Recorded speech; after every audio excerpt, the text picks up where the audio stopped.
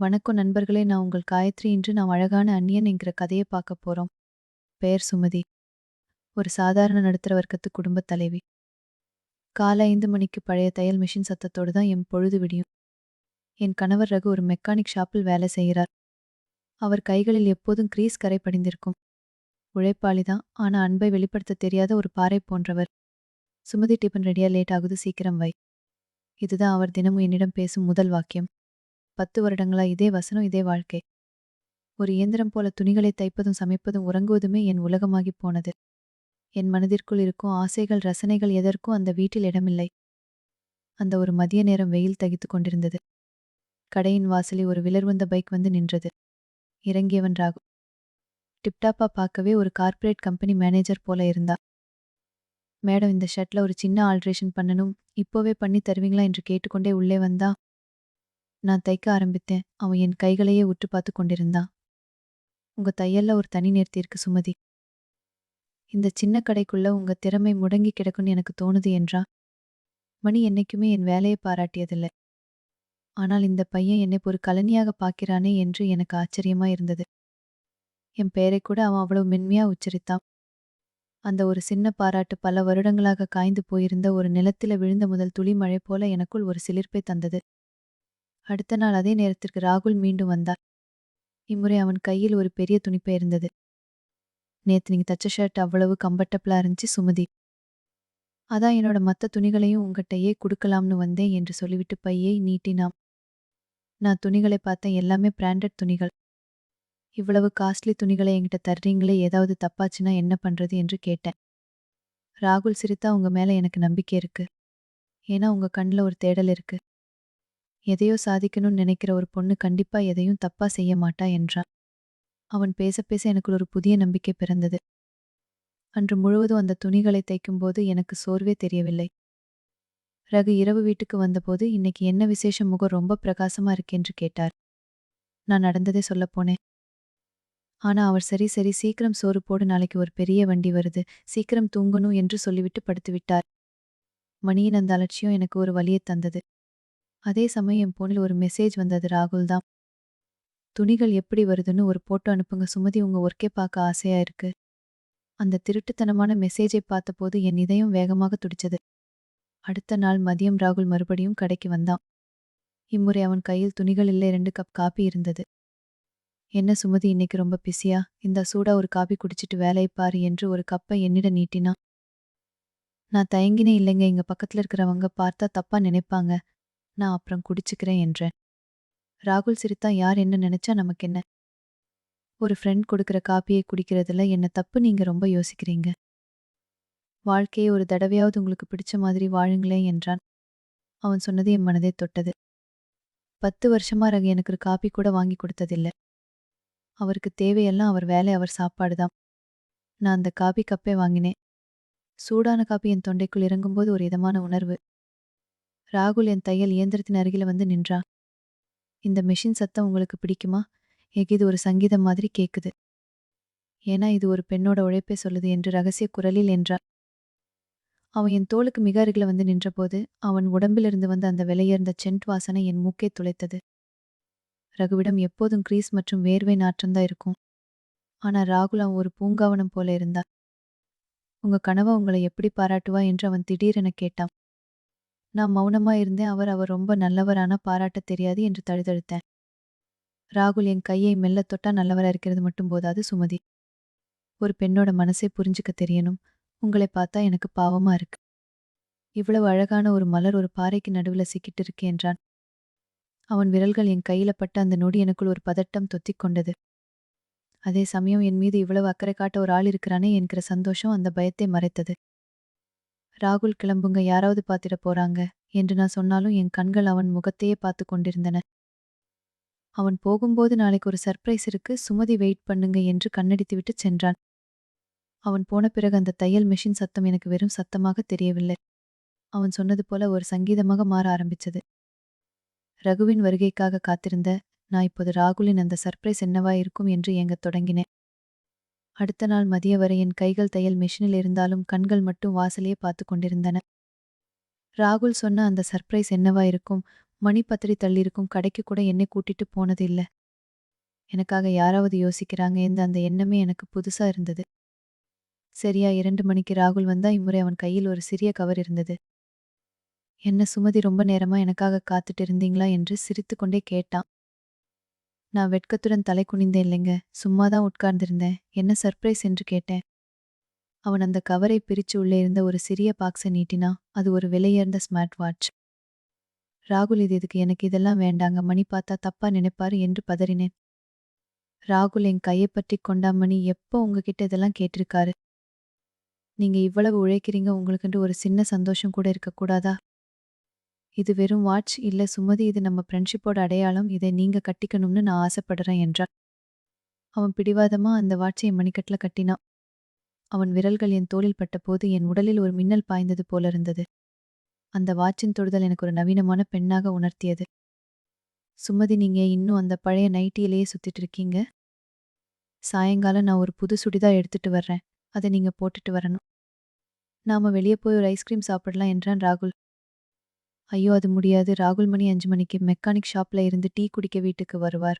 அவர் பார்த்தா அவ்வளவுதான் என்று பயந்தேன். ராகுல் என் முகத்தை நெருங்கி பார்த்தா. 5 நிமிஷம்தான் சுமதி, அவர் வர்றதுக்கு முன்னாடி நாம வந்துடலாம். வாழ்க்கையில ஒரு தடவையாவது தப்பு செஞ்சு பாருங்களேன், அதுல ஒரு தனி த்ரில் இருக்கு என்று அவன் ரகசியமாக கூறினான். அவன் குரலில் இருந்த அந்த வசீகரம் என் பயத்தை மெல்ல மெல்ல கரைத்தது.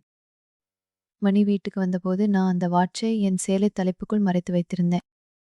அவர் டீ குடித்துவிட்டு, சுமதி, நாளைக்கு ஒரு பெரிய கார் வருது, வேலை ஜாஸ்தி, நைட்டும் வர லேட் ஆகும் என்று சொல்லிவிட்டு போனார். அவர் போனதும் எனக்கு ஒரு நிம்மதி ஏற்பட்டது. மணிக்கு என் மேல அக்கறை இல்ல, அவருக்கு வேலைதான் முக்கியம். அப்ப நான் ஏன் ராகுல் கூட போகக்கூடாது என்று எனக்கு நானே நியாயம் கற்பித்துக் கொண்டேன். ராகுல் சொன்னது போல் அந்த ஸ்பைசியான த்ரில்லை அனுபவிக்க என் மனம் ஏங்கியது. பீரோவில் இருந்த ஒரு பழைய பட்டு சேலையை எடுத்து உடுத்தினேன். என் முகத்தில் ஒரு புதிய பொலிவு தெரிந்தது. ராகுல் ஹார்ன் சத்தம் கேட்டது. என் வாழ்க்கையின் எல்லையை தாண்ட நான் ஒரு அடி எடுத்து வைத்தேன். வாசல்ல ராகுலின் பைக் நின்றிருந்தது. என் இதயம் என் காதுகளுக்கு கேட்கும் அளவுக்கு வேகமாக துடிச்சது. தெருவில் யாராவது பார்த்து விடுவார்களோ என்கிற பயம் ஒரு பக்கம், ராகுலுடன் வெளியே செல்லப் போறோம் என்கிற கிளர்ச்சி இன்னொரு பக்கம். மெல்ல தலையை தாத்தி கொண்டு பைக்கில் ஏறி அமர்ந்தேன். பயப்படாதீங்க சுமதி, நான் இருக்கேன்ல. நாம சிட்டிக்கு வெளியே இருக்கிற அந்த அமைதியான பார்க் வரைக்கும் போயிட்டு வந்தியலாம் என்றான் ராகுல். பைக் வேகம் எடுத்தது. காத்தின் வேகம் என் முகத்தில பட்டபோது 10 வருடங்களாக ஒரு கூண்டுக்குள் இருந்த பறவை வெளியே வந்தது போல உணர்ந்தேன். ராகுலின் தோள்களை தொட தயக்கமா இருந்தது. ஆனா ஒரு வளைவில் அவன் பிரேக் அடித்தபோது நான் அறியாமலேயே அவன் முதுகில் சாய்ந்தேன். அந்த நொடி என் உடலில் ஒரு மின்சாரம் பாய்ந்தது. மணி எப்போதுமே என்னை பைக்கில் கூட்டிச் சென்றதில்லை. எப்போதும் பேருந்து அல்லது நடந்தேதான் செல்வோம். பார்க்கிற்கு சென்றோம். ஒரு ஒதுக்குப்புறமான மரத்தடியில் அமர்ந்தோம். ராகுல் மெல்ல என் கையை பற்றினா. சுமதி, இந்த உலகத்துல நாம 2 பேர் மட்டும்தான் இருக்கோம்னு நினைச்சுக்கோங்க. உங்க வீட்டு வேலை, தையல் மிஷின், அந்த அழுக்கு மெக்கானிக் ஷாப் எல்லாத்தையும் மறந்துடுங்க. நீங்க ஒரு தேவதை, உங்களுக்கு தேவையெல்லாம் இந்த மாதிரி ஒரு அழகான மாலை நேரம்தான் என்றார் ராகுல். அவன் அழுக்கு மெக்கானிக் ஷாப் என்று சொன்னபோது எனக்குள் ஒரு சின்ன சுருக்கென்ற உணர்வு ஏற்பட்டது. அங்க கஷ்டப்பட்டு உழைப்பதால் தானே என் வீட்டில் அடுப்பு எரிகிறது. ஆனா ராகுல் காட்டிய அந்த பகட்டான உலகம் என் கண்ணை மறைத்தது. அவன் ஒரு விலையுயர்ந்த ஐஸ்கிரீமை எனக்கு ஊட்டினா. இது எப்படி இருக்கென்று கேட்டான். ரொம்ப இனிப்பா இருக்கு ராகுல், ஆனா எனக்கு ஒரு மாதிரி பயமா இருக்கென்றேன். பயம்தான் இந்த காதலுக்கு ஒரு ஸ்பைசியை தருது சுமதி. ஒளிஞ்சு மறைஞ்சு சந்திக்கிறதுல இருக்கிற சுகம் வேற எதுலையும் இல்லை என்று அவன் என் காதோர ரகசியமாக சொன்னான். அவன் என் தோளில கை போட்டு அணைத்தான். அந்த தீண்டல் எனக்கு ஒரு புது அனுபவத்தை தந்தது. மணி எப்போதுமே இப்படி வெளிப்படையாக அன்பு காட்டியதில்லை. இரவு நெருங்கியது. ராகுல், மணி வீட்டுக்கு வந்துடுவார், சீக்கிரம் விடுங்க என்று பதறினேன். அவன் என்னை மீண்டும் பைக்கில் ஏற்றிக்கொண்டு வீட்டின் அருகே விட்டான். நாளைக்கு இதே நேரத்துக்கு நான் வருவேன், ரெடியா இருங்க என்று சொல்லிவிட்டு சென்றான். வீட்டிற்குள் நுழைந்தபோது மணி சோபாவில் அமர்ந்திருந்தார். அவர் முகம் மிகவும் சோர்வாக இருந்தது. அவர் கைகளில் கிரீஸ் கரை படிந்திருந்தது. சுமதி, எங்க போயிருந்த? வீடு பூட்டியிருந்தது என்று கேட்டார். என் நாக்கு தழுதழுத்தது. அது தையல் கடைக்கு தேவையான நூல் வாங்க போயிருந்தேங்க என்று போய் சொன்னேன். மணி எதையும் சந்தேகப்படவில்லை. சரி சரி, சீக்கிரம் சாப்பாடு வை, கை கால் எல்லாம் பயங்கரமா வலிக்குது என்றார். நான் அவருக்கு சாப்பாடு வைக்கும்போது என் மணிக்கட்டில் இருந்து அந்த ஸ்மார்ட் வாட்சை தேடினேன். நல்லவேளை அதை சேலை தலைப்புக்குள் மறைத்து வைத்திருந்தேன். மணிக்கு தெரியாமல் நான் செய்யும் இந்த துரோகம் எனக்கு ஒரு பக்கம் குற்ற உணர்வை தந்தது. இன்னொரு பக்கம் ராகுலின் அந்த தீண்டல் எனக்கு மீண்டு வேண்டும் என்று ஏங்கியது. அந்த இரவு என் கணவர் பக்கத்தில் இருந்தாலும் என் மனம் முழுக்க ராகுலின் அந்த பைக் பயணத்திலேயே இருந்தது. அடுத்தடுத்த நாட்கள் ஒரு மாயாஜால உலகத்தில் இருப்பது போலவே எனக்கு தோன்றியது. ராகுல் தினமும் வர ஆரம்பித்தான். ஒரு நாள் அவன் எனக்கு ஒரு விலை உயர்ந்த பட்டு புடவையை பரிசாக கொடுத்தான். சுமதி, இந்த புடவையை கட்டிக்கிட்டு ஒரு தடவை என் கூட வெளியே வாங்க. உங்களை மகாராணி மாதிரி பார்க்கணும்னு எனக்கு ஆசையா இருக்கு என்றான். நான் அந்த புடவையை தொட்டு பார்த்தேன். மணி எனக்கு வருஷத்துக்கு ஒருமுறை எடுத்து தரும் சாதாரண புடவைகளுக்கும் இதற்கும் எவ்வளவு வித்தியாசம். ராகுல் என்னை ஒரு தேவதையா கொண்டாடினா, அவன் முன்னா நான் ஒரு அழகான பெண்ணா உணர்ந்தேன். ஆனா மணி முன்னா நான் வெறும் ஒரு வீட்டு வேலைக்காரிதான். ஒரு நாள் மாலை ரகு வேலை முடிந்து வழக்கத்தை விட சீக்கிரம் வந்து விட்டார். நான் அப்போதான் ராகுல் அனுப்பிய ஒரு மெசேஜை படிச்சு கொண்டு புன்னகைத்துக் கொண்டிருந்தேன். என்ன சுமதி போனை பார்த்துட்டு இவ்வளவு சிரிப்பு யார்கிட்ட பேசிட்டு இருக்க என்று ரகு கேட்டார். என் இதயம் ஒரு நிமிடம் நின்று துடிச்சது. அது என்னோட தையல் கஸ்டமர் ஒருத்தங்க பிளவுஸ் நல்லா இருக்குன்னு மெசேஜ் பண்ணியிருக்காங்க என்று தடுமாறினேன். ரகு என் அருகில வந்து என் கையை பத்தினா, சுமதி, உன்கிட்ட ஏதோ மாற்றம் தெரியுது. முன்னாடியே மாதிரி நீ என்கிட்ட பேசுறது இல்ல, எப்போதும் அந்த போன்லயே இருக்கிற மாதிரி இருக்கு, ஏதாவது பிரச்சனையா என்று கவலையுடன் கேட்டார். அவர் குரல்ல இருந்த அந்த உண்மை கலந்த அக்கறை நெஞ்சை சுட்ட. ஒண்ணுமில்லைங்க, வேலை ஜாஸ்தி, அதா சோர்வா இருக்கு என்று சொல்லிவிட்டு அங்கிருந்து நழுவினேன். அன்று இரவு ராகுல் போன் செய்தான். சுமதி, நாளைக்கு எங்க வீட்டுக்கு வர்றீங்களா? என் வீட்ல யாரும் இல்லை, நாம நிம்மதியா பேசலாம் என்றான் ரகசிய குரலில். ஐயோ, உங்க வீட்டுக்கு? அது தப்பு ராகுல், நான் வரல என்று மறுத்தேன். ஏன் சுமதி, என் மேல உங்களுக்கு நம்பிக்கை இல்லையா? நான் உங்களை எவ்வளவு நேசிக்கிறேன்னு உங்களுக்கு தெரியும்ல, 1 மணி நேரம் வந்துட்டு போயிடலாம் என்று அவன் கெஞ்சினான். அவன் பேச்சில் இருந்த அந்த வசீகரம் எறிவே மழுங்கடிச்சது. சரி, வர்றேன் என்று சம்மதித்தேன். மறுநாள் மதியம் மணி வேலைக்கு சென்றதும் நான் ராகுல் கொடுத்த அந்த புது புடவையை உடுத்திக் கொண்டேன். கண்ணாடியில் என்னை பார்த்தபோது நானே என்னை அடையாளம் காண முடியவில்லை. என் கைகள் நடுங்கின. இது தப்பு என்று என் மனசாட்சி கத்தியதான ராகுல் தரும் அந்த புதிய உணர்வுகளுக்காக நான் எதையும் செய்ய துணிந்தேன். வீட்டை பூட்டிவிட்டு வெளியே வந்தபோது தெருவே என்னை உற்று பார்ப்பது போல தோன்றியது. ராகுலின் கார் வந்து நின்றது. நான் அதில் ஏறி அமர்ந்தபோது என் பழைய வாழ்க்கையை அப்படியே விட்டுட்டு ஒரு தெரியாத பாதையில் பயணிக்கத் தொடங்கினேன். ராகுலின் கார் ஒரு அமைதியான பெரிய பங்களாவின் முன்னால் நின்றது. அந்த வீட்டின் பிரம்மாண்டத்தை பார்த்தபோது எனக்கு ஒரு பக்கம் பிரமிப்பாகவும் இன்னொரு பக்கம் தெரியாத பயமாகவும் இருந்தது. ரகுவின் சிறிய ஓட்டு வீட்டை விட இது பல மடங்கு வசதியானது. வாங்க சுமதி, உள்ள வாங்க, என் வாசலையே நிக்கிறீங்க என்று ராகுல் என் கையை பிடித்து உள்ளே அழைத்துச் சென்றார். வீட்டிற்கு ஏசியின் குளிர்ச்சி என் முகத்துல பட்டது. மென்மையான மெத்தைகள், அழகான ஓவியங்கள் என அந்த வீடே ஒரு சொர்க்கம் போல இருந்தது. ராகுல் எனக்காக ஒரு ஜூஸ் கிளாஸை நீட்டினா. இந்த வீடு உங்களுக்கு பிடிச்சிருக்கா? நாம நினைச்சா எப்பவும் இங்க வந்து நிம்மதியா இருக்கலாம், யாருடைய தொந்தரவும் இருக்காது என்றான் ராகுல். அவன் என் அருகில வந்து அமர்ந்தான். அவன் கண்கள் இன்று ஒரு விதமான தாகத்தோடு என்னை பார்ப்பது போல தோன்றியது. சுமதி, நீங்க ஏன் இன்னும் அந்த பழைய ரகுவை பத்தியே யோசிச்சுட்டு இருக்கீங்க? அவர் உங்களுக்கு என்ன கொடுத்திருக்காரு? கஷ்டமும் கண்ணீரும் அந்த அழுக்கு மெக்கானிக் ஷாப்பும் தானே என்று அவன் ஏளனமாக பேசினான். அவன் ரகுவை பற்றி தாழ்வாக பேசியது எனக்குள் ஒரு மெல்லிய உறுத்தலை உண்டாக்கியது. ரகு கஷ்டப்படுவது எனக்காகத்தான். ராகுல் அவர் கஷ்டப்பட்டு உழைக்கிற மனுஷன், அவரை பத்தி அப்படி பேசாதீங்க என்றேன் மெல்லிய குரலில். ராகுல் சிரித்தா. உழைச்சா மட்டும் போதுமா? ஒரு பொண்ணை எப்படி ரசிக்கணும்னு அவருக்கு தெரியுமா? இதோ பாருங்க என்று சொல்லிவிட்டு அவன் தன் போனில் ஒரு போட்டோவை காட்டினான். அது நான் ராகுல் கொடுத்த வாட்சை கட்டிக்கொண்டு பால்கனியில நின்றிருந்த போட்டோ. இந்த போட்டோவில் நீங்க எவ்வளவு அழகா இருக்கீங்கன்னு பாருங்க, நீங்க ஒரு மாடல் மாதிரி இருக்கீங்க. ஆனா அந்த ரகுவோட இருந்தா சீக்கிரம் ஒரு வயசான பாட்டி மாதிரி ஆகிடுவீங்க என்றான். அவன் பேச பேச எனக்கு ஒரு குழப்பம் ஏற்பட்டது. அவன் சொல்வது உண்மையோ என்று ஒரு நிமிடம் தோன்றியது. ராகுல் என் முகத்தை நெருங்கி என் கன்னங்களை வருடினா. அவன் முத்தம் கொடுக்க முயன்றபோது நான் சட்டென்று விலகினேன். ராகுல், வேண்டாம், எனக்கு ஒரு மாதிரி பயமா இருக்கு, நான் கிளம்புறேன் என்றேன். ஏன் சுமதி, இப்ப என்ன அவசரம்? மணி வரை இன்னும் நேரம் இருக்குள்ள, இவ்வளவு தூரம் வந்துட்டே போனா எப்படி என்று அவன் குரலில் ஒரு சின்ன அதிகாரம் தெரிஞ்சது. அவன் பிடிவாதமா என் கை இறுக பத்தினா. அந்த பிடியில் இதுவரை இருந்த மென்மை இல்லை, ஒரு ஆதிக்கம் தெரிந்தது. நீங்க இப்ப போக முடியாது, எனக்கு உங்களை ரொம்ப பிடிச்சிருக்கு சுமதி, நீங்க எனக்காகத்தான் படைக்கப்பட்டிருக்கீங்க என்றான். அவன் கண்கள் மர்மமா மின்ன. அந்த அறையின் கதவுதானா மூடியது போல எனக்கு ஒரு பிரமை ஏற்பட்டது. நான் ராகுலை ஒரு தேவதூதராக பார்த்தேன். ஆனா இப்போது அவன் ஒரு வேட்டைக்காரன் போல தெரிந்தான். என் இதயம் அலறியது. நான் செய்த தப்புக்கு இவ்வளவு பெரிய விலையா என்று என் மனசாட்சி என்னை கேட்டது. அங்கிருந்து எப்படியாவது தப்பித்து ஓடினால் போதும் என்று என் மனம் தவிச்சது. ராகுலின் அந்த பிடி என் மணிக்கட்டை ரணமாக்கியது. அவனிடம் அதுவரை நான் பார்த்த அந்த மென்மையான முகம் மறைந்து ஒரு வக்கரமான சிரிப்பு அவன் உதடுகளில் மின்னியது. ராகுல், கையை விடுங்க, வலிக்குது, நான் வீட்டுக்கு போகணும் என்று நான் கதறினேன். ஏன் சுமதி, இவ்வளவு நாள் நான் கொடுத்த கிஃப்ட் ஐஸ்கிரீம், அந்த ஸ்மார்ட் வாட்ச், இதெல்லாம் பிடிச்சிருந்தது. இப்ப மட்டும் என்ன பயம்? நீயும் ஆசைப்பட்டுதானே இங்க வந்த என்று அவன் ஏளனமாக பேசினான். அவன் நீயும் ஆசைப்பட்டுதானே என்று சொன்னா. அந்த வார்த்தை என் கன்னத்தில் அறைந்தது போல இருந்தது. உண்மைதான், ரகுவின் மௌனத்தை வெறுத்து இந்த அந்நியனின் போலி புகழ்ச்சிக்கு மயங்கி நானேதானே இந்த வலைக்குள் வந்து விழுந்தேன். நான் தப்பு செஞ்சுட்டேன் ராகுல், ப்ளீஸ் என்னை விட்டுடுங்க. நான் இனிமே உங்ககிட்ட பேச மாட்டேன் என்று கெஞ்சினேன். இனிமே பேச மாட்டீங்களா? அது எப்படி முடியும்? என்கிட்ட உங்களோட நிறைய போட்டோஸ் இருக்கு சுமதி. நீங்க என் கூட பைக்ல போனது பார்க்ல உட்கார்ந்திருந்தது இப்ப என் வீட்டுக்குள்ள இருக்கிறது. இது எல்லாத்தையும் உங்க புருஷன் ரகு கிட்ட காட்டட்டுமா? அந்த அழுக்கு மெக்கானிக் என்ன பண்ணுவாருன்னு நினைக்கிறீங்க என்று மிரட்டினா. அவன் சொன்னதை கேட்டதும் என் உலகம் விண்டது போல இருந்தது. ரகுவுக்கு தெரிந்தால் அவர் செத்தே போய்விடுவார். என் மானம் மரியாதை எல்லாமே இந்த ஒரு சில வாரத்தவத்தால் காற்றில பறக்கப் போகிறது. நான் விம்மி விம்மி அழத் தொடங்கினேன். திடீரென்று வீட்டின் காலிங் பெல் சத்தம் கேட்டது. ராகுல் திடுக்கிட்டு போனான். யாரு இந்த நேரத்துல? யாரும் வரமாட்டாங்களே என்று முணுமுணுத்துக் கொண்டே ஜன்னல் வழியாக பார்த்தான். அவன் முகம் சட்டென்று வெளுத்து போனது. சுமதி சத்தம் போடாம உள்ள அந்த ரூம்குள்ள போயிடு சீக்கிரம் என்று என்னை அதட்டினா. நான் ஜன்னல் வழியா குனிந்து பார்த்தேன். அங்கு நின்றிருந்தது ரகு, என் கணவர் ரகு. அவர் கையில் அந்த மெக்கானிக் ஷாப் இருந்தது. அவர் முகம் கோபத்திலும் வேதனையிலும் துடித்துக் கொண்டிருந்தது. எனக்கு தூக்கி வாரி போட்டது. ரகுவுக்கு இந்த இடம் எப்படி தெரியும்? அவர் ஏன் இங்க வந்திருக்கிறார்?